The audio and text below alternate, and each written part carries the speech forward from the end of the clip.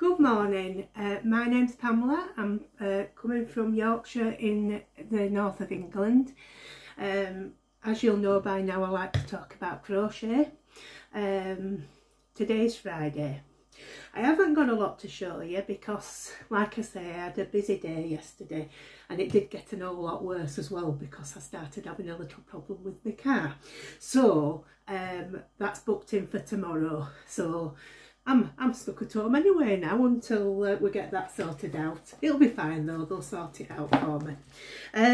Right then, I didn't get done any of the things I was planning to do. Still haven't got the yarn to finish the horse. I'm getting a bit worried about that now, but you know, we'll see what happens. I'll have to start contacting them soon if they don't get on with it. Anyway, I resorted on Wednesday to doing another one from Amigurumi Made Easy, you know, which, as I've said, apart from the Amigurumi, is fast becoming one of my favourites. I didn't do the anything that, well, I've already said I didn't do anything I was planning to do from this book immediately, but I did fancy doing Sophie the squirrel. Now, she looks like a red squirrel. Red squirrels are another of UK's much beleaguered wildlife that are struggling, mainly by the introduction of American grey squirrels, which isn't their fault, obviously. It's whatever idiot thought it'd be a good idea to bring them to a non-native country. That said, obviously we have zoos and wildlife parks and what have you, so you can introduce other animals, but not into the wild. You know, it's just caused endless problems for our own red squirrels, and they're now limited to various little pockets around the UK and they're being protected. So hopefully what we've got will survive. Hopefully breeding programs will get us more again. So it's another of my the subjects I'm passionate about. So yeah, Sophie the squirrel. I haven't obviously finished her because, like I say, I knew I was time under pressure with time anyway. So this is as far as I've got. I've done the body. I'm using Drops Muscat, which is a mercerised cotton. It's quite a heavy cotton. It is a DK, but it's quite heavy for you know what it is. So for this one I've actually gone up to a 3mm up for it. Now this is not one of my favourite yarns. I do like Drops cottons. I've used a lot of them. Drops Paris. There's Drops. There's a recycle one that they make out of denim. There's saffron, I think they call it. They're all good, but this one I find really hard to use, the muscat. So I probably won't ever buy this again. It splits for me. I'm sure some people get on with it just fine, and you know that's the way it goes, isn't it? But it's got fairly loose fibres. I don't think you're going to be able to see this, but they do fluff out, if you can see. At a drop of a hat, they get loose. Absolute nightmare when you're decreasing stitches, because you just end up with loads of like little ends that you've got to go back and do again, you know. So, but anyway, it's going to work out fine for a red squirrel, so that's the main thing. This colour, by the way, is it's called Dark Orange and it's number 49. I will obviously talk more about it when it's finished, which won't be too long. I've only got, like now, I've just well, I say it won't take too long. It's obviously got a big tail, hasn't it? That's a better picture, that one. But yeah, I don't think it'll take a long time at all. So anyway, like I said, that was totally off my radar, was that one, for the time being. I would have done it eventually, but you know, you get these, and to be honest, if I go off at a tangent again, that is how I was supposed to be going on for the last few months. Last year, at the end of last year, I got so many requests to do different things. And I said to my husband, I said, you know, it's going to stop being fun at this rate. I want to do what I want to do. It's supposed to be an hobby, you know, which, as you know, on YouTube, I want it to be fun. So this year I'm supposed to be just doing what I fancy as I fancy it. So I don't like to plan too far ahead, because I'll only disappoint myself when I don't do them. So that's the trouble with taking commissions, isn't it? You end up doing things that probably weren't things you'd want to do, you know. And I don't think it's selfish, because it is an hobby, you know. Why shouldn't we? And I'm at an age where, like, why shouldn't I do what I want to do, you know? So anyway, don't know how you'll feel about all that. I mean, some of you may, if you make a business out of it, obviously that's what you accept you do. But for me, this year, it was supposed, well, as Crafty Clegg, she says, Jeanette from Crafty Clegg, stress-free 23. And that's what I want to go with, you know. Anyway, I thought, because I haven't finished that, shall I explain a bit more about how I started the amigurumi journey? Because I did cover it slightly. When I'd refamiliarised myself with crocheting and made all those pet blankets and what have you for the animal rescues, I did actually make a lot of stuff in between. I didn't jump from that to amigurumi. I made, like, you know, scarves, shawls, blankets, hats, myriad of things I made, you know, and one after the other, just to get into crocheting again. And it was at that stage I thought, I was subscribed to Simply Crochet magazine for quite some time by that stage, and I kept seeing all these things in these amigurumis, and I thought, I really want to do them, you know, and I'd seen them on YouTube and thinking, you know, I really want to have a go. And like I say, I picked the wrong thing to start with. The reason I picked this thing that I got was with the Simply Crochet magazine. I got this, and it's quite a chunky booklet, free with the magazine. And this is supposed to be a collection of favourite patterns that had been in Simply Crochet. So some of them I'd actually seen before in the previous year. Anyway, my boss at work at the time said his children were really into dinosaurs, and I thought, could I make this my first project? So in this booklet, and by the way, they're in UK terms, so it was an added bonus for me at that time, and there was these dinosaurs, Stegosaurus and Triceratops, if I could say it. And I thought, you know, mustn't be that hard. So I ordered all this cotton yarn. It was Stylecraft Naturals Organic that I ordered. I remember the blue, I think, was Azure. Can't remember others. But I ordered a green, a blue, orange and yellow. And I was going to, like, mix them up, you know, and make these one for one child, one for the other. Well, it worked out all right at first. I did the body. It were all great. Then we came to, I'd done all, I had art pieces were done. Everything was fine. I got, well, it was that one I was doing actually first. The, is it a Stegosaurus? Yes, Stegosaurus. I was doing that one. I'd even done these tiny little spikes here. I thought to myself, I thought, hey, this is easy, is this is going to be fine. Then we came to sort the sewing up, and I discovered something then. I still to this day, although I can do it now, I don't like heads that go from nose to back generally. Well, I didn't then. I can do them now, it's fine.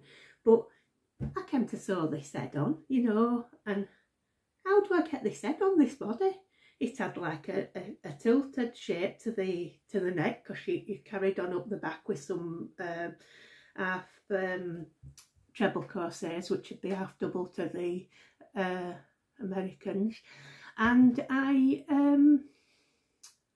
thought, how do you do it? How do you do it? I couldn't pin it on, the pins won't stay in. I thought, how do people do this?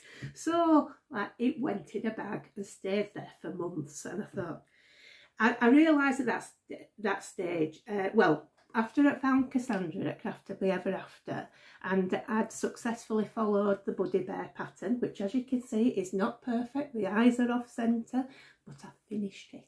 I finished it. You didn't have to attach the head. I did it in a yarn that were a bit more forgiving than the cotton, and that's what I realised. I realised I'd jumped in both feet, not ready to use cotton yarn, not ready to sew things up, you know. So and this one, like I said, and I made loads of these that I can't show you anymore because they've all gone on the way now, but I kept this one. It sits in my trolley, my crochet trolley, and he's a reminder that I won. Not perfect, but I won. And it was all thanks to Cassandra. And like I say, it started off a bit of a friendship with Cassandra. We'd already been chatting on YouTube, but she said she likes this yarn, so I ended up sending her some. And it's actually a bargain yarn. I got it, there's a company called Good Vibes, which you can get clearance packs and all sorts. The only thing is they never, well, they generally, if you get the packs, they generally don't have the ball band that corresponds to the actual yarn. It's just, she's just put something on to keep it together. But it's a really good idea, is her company, because she's based up in Scotland, by the way. It's a really good idea because she takes yarn that would be thrown away, you know, because it's like, you know, surplus stock, seconds, you know, a bankrupt stock, I assume. I don't know for sure, but maybe it's bankrupt stock. And she buys loads of it, and she puts these ball bands on and she sells it for a really good price, and you'll get a bargain. You know, you've saved some yarn from a landfill site, and it's brilliant. So like I say, if you get the clearance pack, you get whatever she sends you, and it's you just take whatever you get, and I've generally had what I like, so that's good. But yeah, so he was my success. Imperfect but perfect. So yeah, I've suggested that pattern to so many people who wanted to start with amigurumi. Anyway, eventually, after I'd practiced my skills with that, I'd done a few different items. I did a few in acrylic at first because it were a lot more forgiving, was the acrylic. I went back to the cotton, and lo and behold, managed to do it.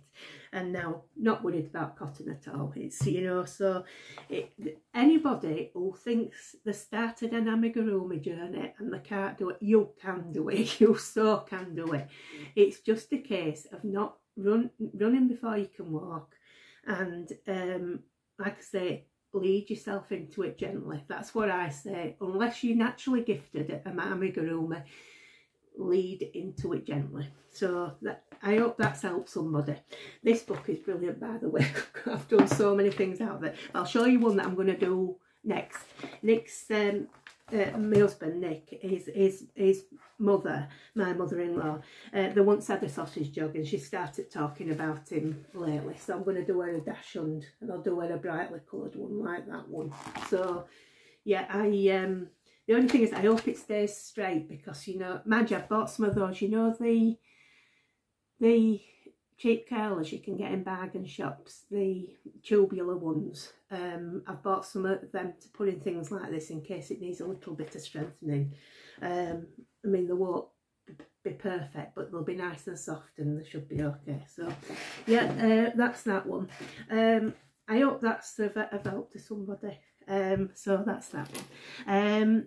Now my next thing is one of the subscribers, I can't remember which one it was that asked now, but she said, could I do a close-up of the buttons I put on my finished toys? I mean, I didn't have these made till reasonably recently, because, to be honest, I oohed and ahed about what I should call my channel name, my, you know, things I put products on. I wanted something I could put on. Well, obviously I've got a ginger cat, and coincidentally, a lot of our cats have been ginger, but that is absolute coincidence because all of our cats have been strays. So, you know, like we just get what comes to us. But yeah, we have had a lot of ginger cats. So I've called it ginger cat crochet, obviously. So I had these made. Forgive me if my hands are shaking. I'm not very good. I hope you can see that. Like I say, I can't see what you're seeing, but it does just say ginger cat crochet on it. All I can say to you, I got them from Etsy. Obviously, I picked a UK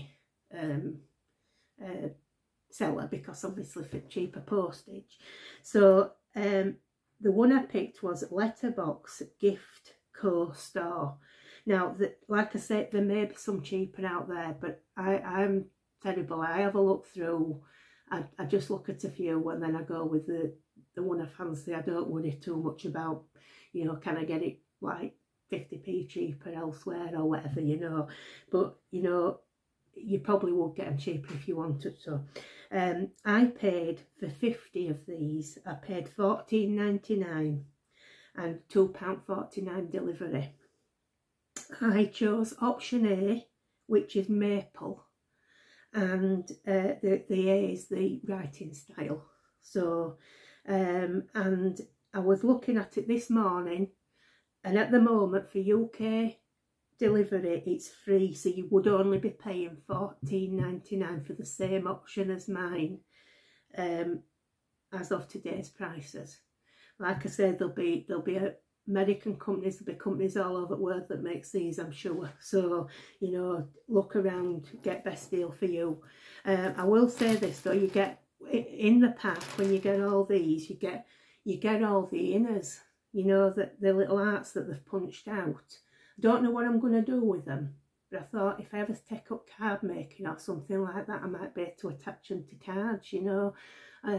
Or I don't know. It's like having confetti, that, you know, but it's in like a wood. So I don't know what would you do with them. But I mean, they'll come in for something, I'm sure.